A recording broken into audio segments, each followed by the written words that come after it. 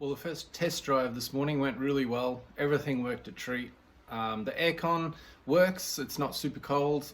That's really the only thing I can fault. Everything's working perfectly. So next thing I've got to do now is get all the brakes up to scratch. The front rotors are undersized, so they're going to need replacing with new pads.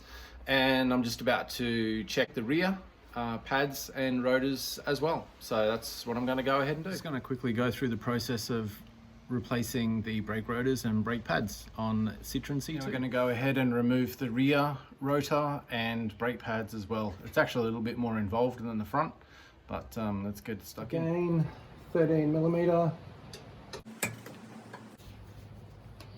These ones, you need to grab these nuts with a 15mm.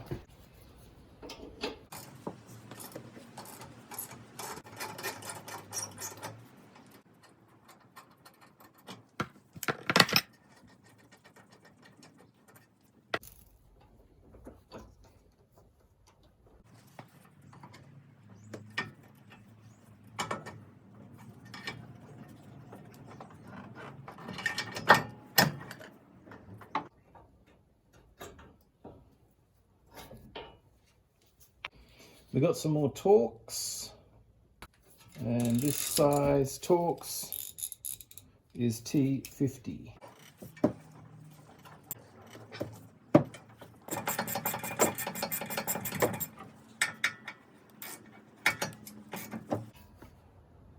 Loctite.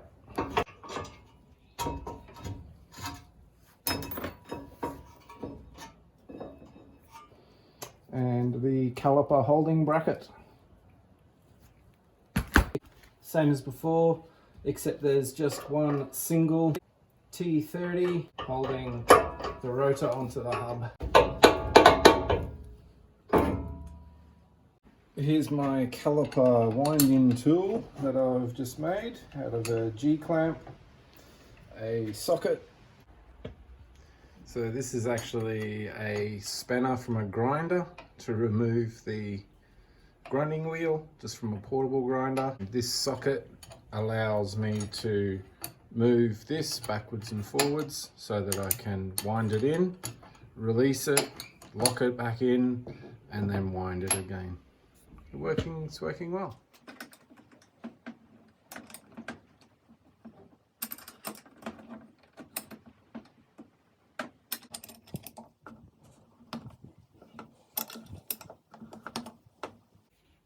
So you can see I've successfully wound that caliper piston in all the way, which is great. So now it allows extra room for the thickness of the new rotor and the thickness of the new pads as well. Now, I've never actually done this before. I've never understood how that can be a ratcheting mechanism or a thread mechanism. But what I've done is, if I actuate this, so if I pull this lever up, this is the handbrake mechanism. So as the handbrake pushes out, you'll see the piston come out. And then as I release it, it actually stays in that position. So as it comes out, it actually stays in that position. So I'm guessing if the hydraulics pushes it out, it does the same thing. And that's how that system works. So obviously now I've pulled it out that far, I'm going to push it back in again, ready for the new pads and rotors. Also good to know that as I wound that in, it did come to a stopping point. So when I found that start to bind up, I just backed it off about 1/8 of a turn or so.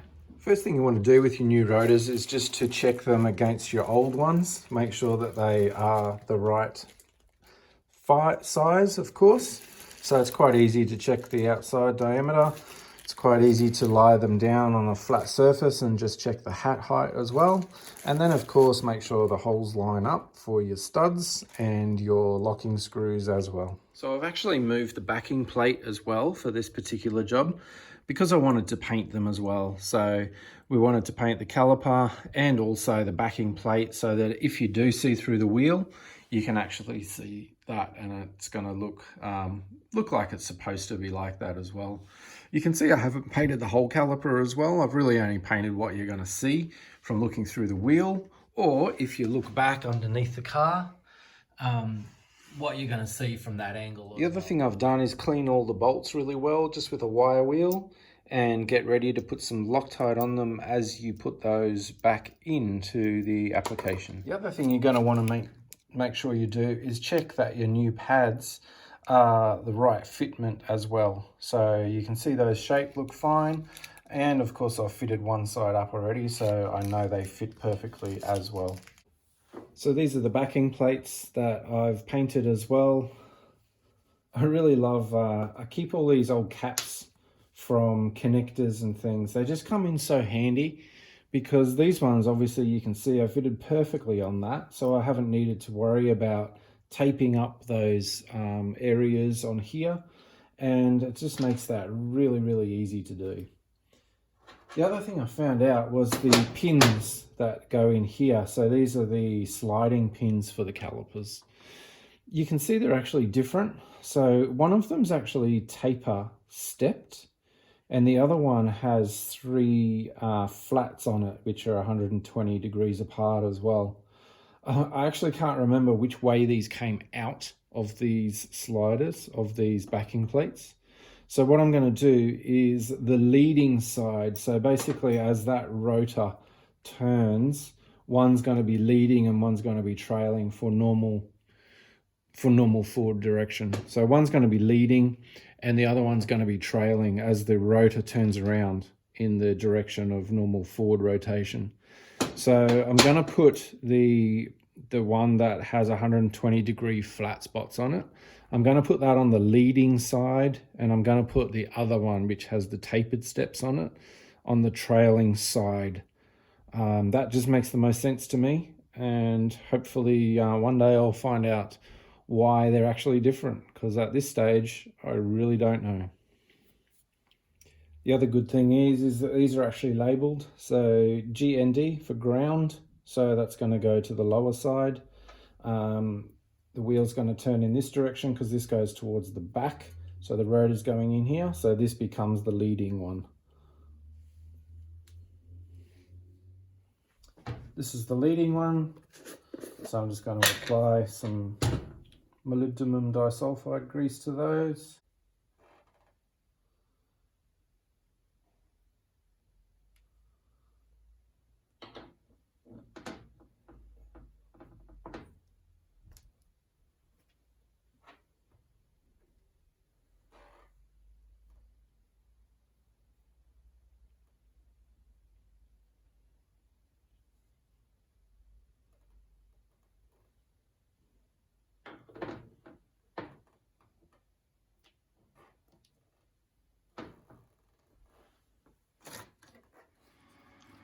I'm going to take the opportunity to clean these surfaces up and also just try and clean a bit of the brake dust and stuff out of here as well.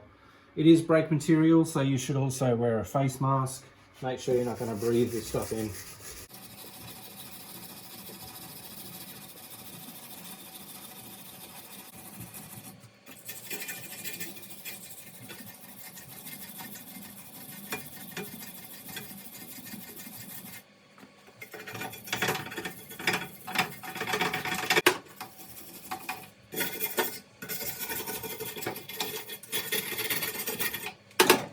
I'm now just going to give that a hose down with some brake cleaner, get all the dust off, and we'll be good to go.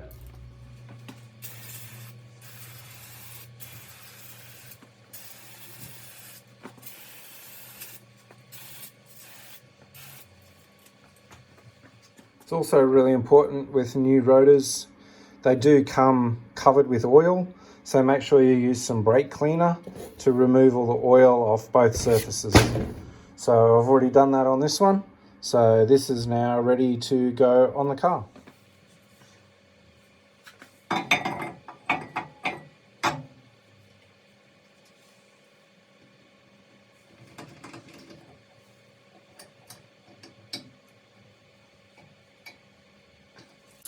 T30, that one. Doesn't need to be mega tight. Okay, we can go ahead now and put the caliper bracket on, and I'm going to put some new Loctite on the bolts as well for those.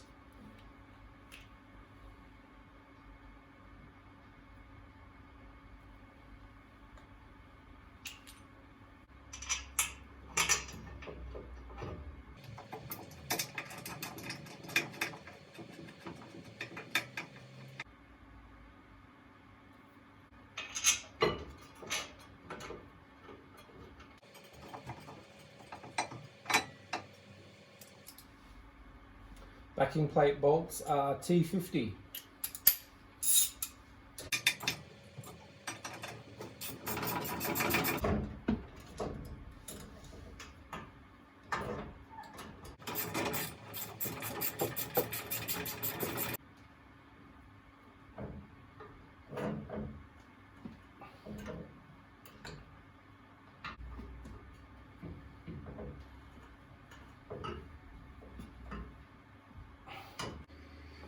Now remember, we have already cleaned this rotor, so we're fine now to set these pads where they need to go. One on each side.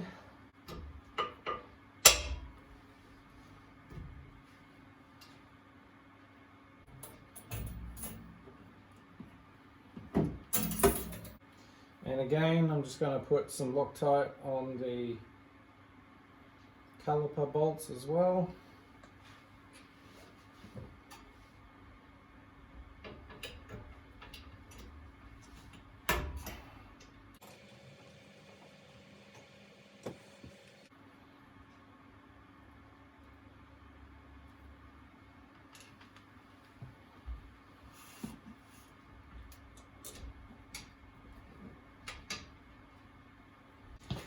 And these ones, we hold the slide pin with a 15 and the caliper bolt is 13mm.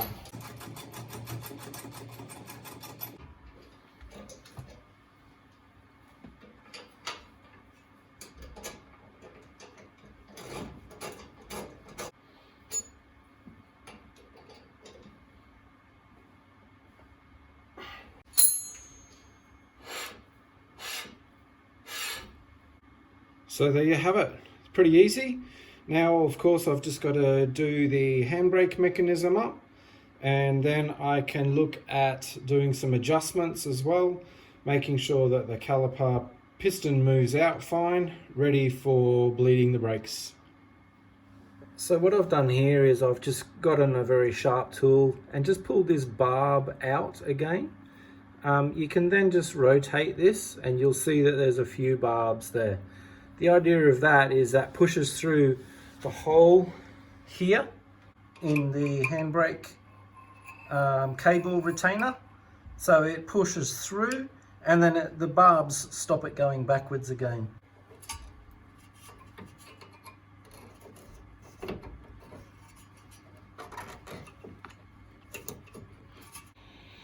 There you go, you can see that that barb has come through.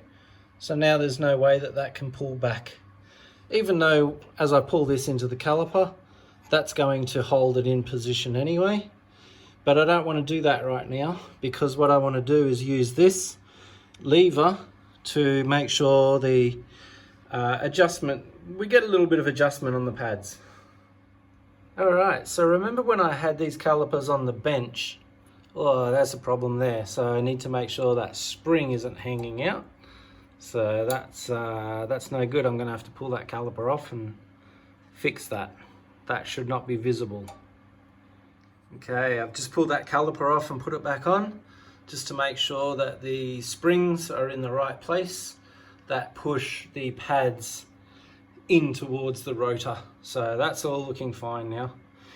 You can see in here, that's the piston of the caliper.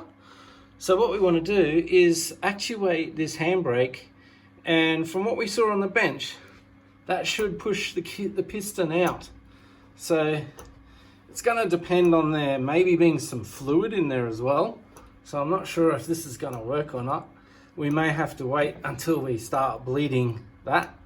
Maybe I'm not pushing it far enough.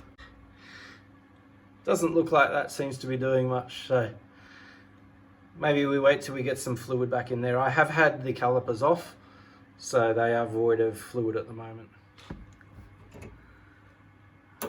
There we go.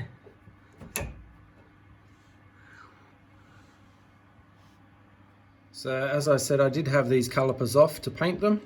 So I've left this fluid pipe a little bit loose, just to make sure I get it in all the right place after the caliper's back in place. So now that it is, I'm happy to give these a little tighten up.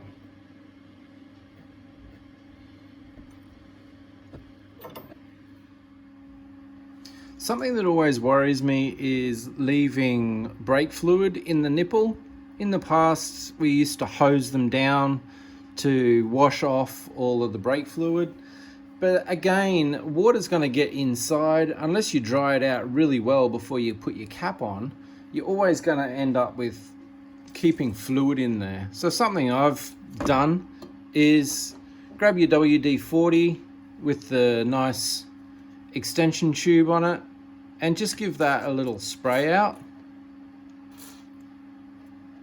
That way you've got the fluid out of there, but you've also added some anti-corrosive fluid into that, and that's gonna make it so next time you come to do your brakes, everything's gonna be fine for you to crack that off, and you'll be able to bleed your brakes nicely without worrying about the fact that that could be full of some rust and grit and grime.